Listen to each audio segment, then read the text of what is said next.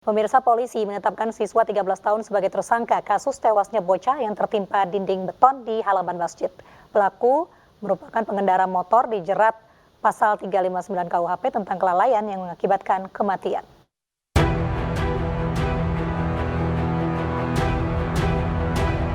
Kasus tewasnya bocah akibat tertimpa dinding beton di halaman masjid memasuki babak baru.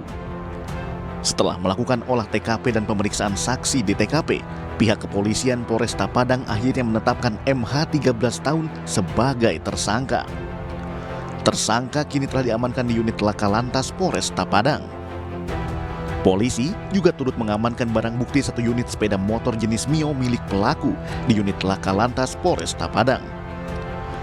Tersangka yang juga masih berusia di bawah umur akan diproses secara hukum dengan peradilan khusus. Tersangka dijerat pasal 359 KUHP tentang kelalaian berkendara yang menghilangkan nyawa seseorang. Dan pelaku ini adalah anak ya, berinisial MH, umurnya 13 tahun. Nah, rekan-rekan, untuk masalah anak ini ada peradilan tersendiri dia, namanya peradilan anak yang diatur di Undang-Undang Nomor 11 tahun 2012. Dalam undang-undang ini aturannya jelas mengatakan bahwa anak yang dapat kita pidana itu adalah anak yang di atas umur 12 tahun, yang dapat diberikan sanksi tindakan seperti tahanan, itu adalah anak yang di atas 14 tahun. Sehingga dalam perlakuannya tentunya kita melakukan peradilan. Sementara ini dugaan pasal yang kita sangkakan kepada MH ini adalah pasal 359 KUHP, di mana lalainya mengakibat orang lain meninggal. Peristiwa tragis tewasnya bocah tersebut terekam CCTV Masjid Raya Lubuk Binturun, Kota Tangah, Padang, Sumatera Barat. Dalam video, bocah kelas 2 SD di Padang, Sumatera Barat tersebut tertimpa tembok parkiran masjid yang roboh hingga meninggal dunia. Tembok roboh usai dihantam sepeda motor siswa SMP yang hilang kendali saat bercanda dengan temannya. Sejumlah jamaah masjid dan warga pun mengevakuasi korban dan membawanya ke Rumah Sakit Muhammad Jamil Padang. Namun nyawa sang bocah tak berhasil diselamatkan. Dari Padang, Sumatera Barat, Budi Sunandar, iNews melaporkan. Pemerintah Kota Medan menyelidiki video viral pengasuh panti asuhan yang memberikan makan bubur kepada bayi berusia 2 bulan. Aksi live TikTok pengasuh panti juga mendapat kecaman dari netizen dan disebut sebagai tindakan eksploitasi anak.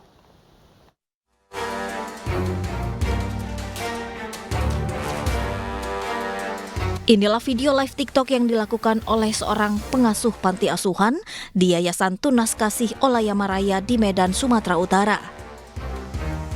Dalam video live tersebut, pengasuh panti memberikan makan bubur kepada bayi berusia 2 bulan. Hal ini sangat berbahaya dan dapat berakibat fatal bagi pencernaan sang bayi. Netizen juga mengecam aksi live TikTok pengasuh panti asuhan tersebut yang dinilai sebagai tindakan eksploitasi terhadap anak. Dikarenakan di dalam siaran live TikTok, pengasuh mengharapkan gift atau hadiah dari penonton. Menanggapi hal tersebut, Wali Kota Medan mengatakan Pemkot Medan sedang melakukan penyelidikan. Tentunya masih kita lihat dulu, ini apakah ada unsur kesengajaan atau memang ketidaktahuan. Tentunya kalau ketidaktahuan, tentunya kami melalui dinas DP3 PM ini akan coba masuk ke panti asuhan khususnya yang banyak menampung anak-anak yang masih berumur bayi, balita, bagaimana konsumsi nutrisi, konsumsi makan yang diperbolehkan dari umurnya masing-masing. Sementara itu, Dinas Sosial Kota Medan sudah mengevakuasi anak-anak panti tersebut dan memindahkannya ke panti sosial milik pemerintah Kota Medan. Nantinya kebutuhan harian, nutrisi, dan gizi anak-anak panti ini akan ditanggung pemerintah Kota Medan. Dari Medan, Sumatera Utara, Ahmad Ridwan Nasution, iNews melaporkan. Pusat grosir Pasar Tanah Abang Jakarta dulu jadi primadona. Kini, Pasar Tanah Abang sepi pembeli dan mulai tergerus era digital. Tak hanya pedagang yang merasakan dampaknya, jasa kuli panggul Pasar Tanah Abang juga ikut merana.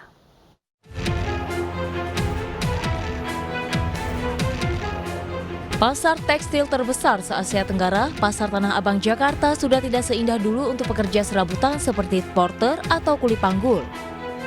Akibat sepi pembeli, jasa kuli panggul ini tak banyak terpakai. Salah satu kuli panggul di Pasar Tanah Abang Jakarta mengaku bahwa Pasar Tanah Abang menjadi sepi pengunjung yang membuat berkurangnya penghasilan para kuli panggul.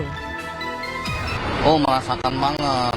Soalnya berasanya biasanya penghasilan kita pagi udah dapat uang tuh biasanya. Sekarang mah pagi-pagi susah banget gitu cari buat makan juga gitu. Ini omsetnya turun nggak dari tahun lalu deh sama tahun ini perbandingannya? Turun banget, turun. Ya. Sehari biasanya kalau dulu kisaran berapa? Kalau dulu sehari bisa nyampe 500, sejuta bisa nyampe, apalagi bulan puasa, di bulan puasa ya bisa nyampe sejuta. Sekarang? Kalau sekarang mah buat makan aja nunggu penglaris dulu. Terdampak dong, karena kan biasa penghasilan kalau dulu kan lumayan. Kalau sekarang ini kan banyak online, jadi kita kan di sini banyaknya. Kalau bisa dibandingin nggak untuk omset dulu tuh kisaran berapa terus sekarang berapa? Kalau dulu kan dapat 1 jutaan kan, 1 juta kadang paling kecil 500. Tapi kalau sekarang ini dapat 100.000 juga sulit nih. Sepinya Pasar Tanah Abang karena banyak konsumen yang memilih belanja secara online dan membuat omset pedagang di Pasar Tanah Abang menurun drastis hingga 50%. Dari Jakarta, Putu Bagus, Ari Setiawan, iNews melaporkan. Pemirsa, tingginya harga beras di pasaran membuat ratusan warga di Purwakarta, Jawa Barat rela antri panjang demi mendapatkan bantuan beras dari pemerintah. Antrian warga di kantor pos nyaris hingga ke jalan raya.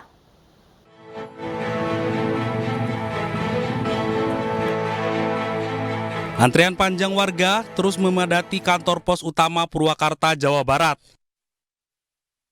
Warga rela datang sejak pagi untuk mendapatkan bantuan beras, program bantuan pangan 10 kg dari pemerintah. Antusiasme warga untuk mengantre lantaran harga beras di pasaran masih tinggi. Warga penerima bantuan merupakan mereka yang tercatat sebagai penerima dari data terpadu kesejahteraan sosial. Sangat berterima kasih. Senang ya?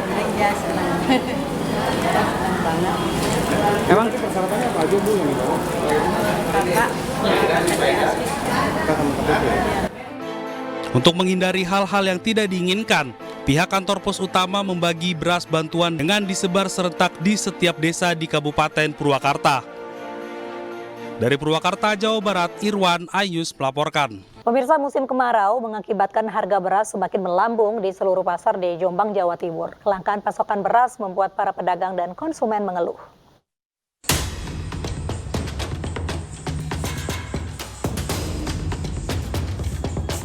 Melambungnya harga beras terjadi di seluruh pasar tradisional di Kabupaten Jombang, Jawa Timur. Seperti di Pasar Belimbing, Kecamatan Gudo misalnya. Harga beras kualitas medium yang dulunya hanya Rp10.000 sampai Rp10.500 per kilogram, kini meroket menjadi Rp13.000 per kilogram.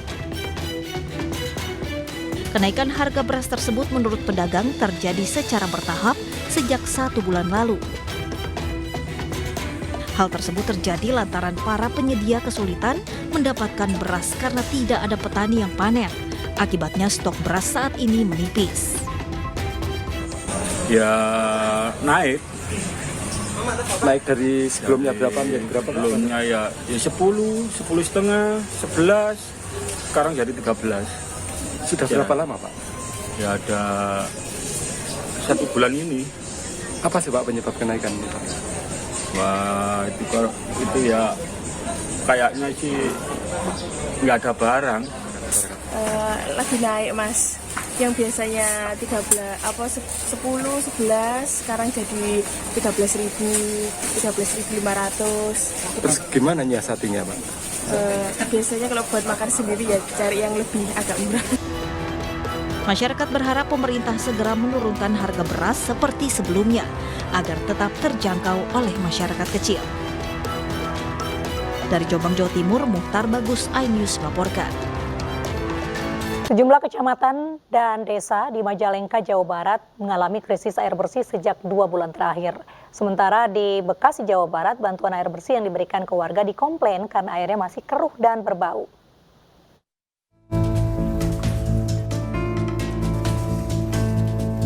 Sejumlah kecamatan dan desa di Majalengka, Jawa Barat yang alami krisis air bersih terus bertambah. Kekeringan dan krisis air bersih telah terjadi sejak 2 bulan terakhir. Kebutuhan air bersih untuk warga kini mengandalkan bantuan Pemkab Majalengka. Untuk memenuhi kebutuhan air bersih, pihak BPBD Majalengka telah mendistribusikan 350.000 liter yang disebar ke wilayah kekeringan. Saat ini ada 7 kecamatan dari 19 kecamatan rawan air bersih dampak kekeringan. Sampai dengan pertengahan September ini, sekitar 7 kecamatan dan 12 desa di wilayah Kabupaten Majalengka mengalami kekeringan yang cukup ekstrim ya. Ini kekeringan 2023 ini paling besar selama 5 tahun sekarang. Sementara itu, krisis air bersih terjadi di Bekasi, Jawa Barat. Warga rela bolak-balik membawa galon demi mendapatkan air bantuan dari Perumda. Namun kondisi air distribusi bantuan dari Perumda Tirta Patriot ini dikeluhkan oleh sejumlah warga lantaran masih keruh dan berbau.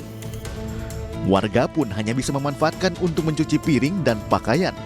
Sedangkan untuk mandi, warga terpaksa membeli air galon. Dirut Perumda Tirta Patriot menjelaskan saat ini air baku PAM memang mengalami pencemaran yang sulit diolah jika dibandingkan pencemaran sebelumnya. Namun meskipun kualitasnya buruk, dirinya memastikan telah memenuhi standar. Setiap masuknya limbah karakternya berbeda-beda. Jadi memang limbah yang sebelum ini itu dia lebih cair. Sehingga kemudian memang di dalam skema produksi kita, ketika kita dibantu 3 kubik dari sini, yang terakhir itu 1 kubik dari Nowo kita masih bisa ngolah. Tapi ternyata limbah yang sekarang ini nggak bisa. Tapi kami pastikan bahwa setiap produksi yang atau kita olah itu kita sudah melalui lab yang memang itu memenuhi standar. Krisis air bersih di wilayah Bekasi dialami para pelanggan Perumda Tirta Patriot sejak 1 pekan terakhir.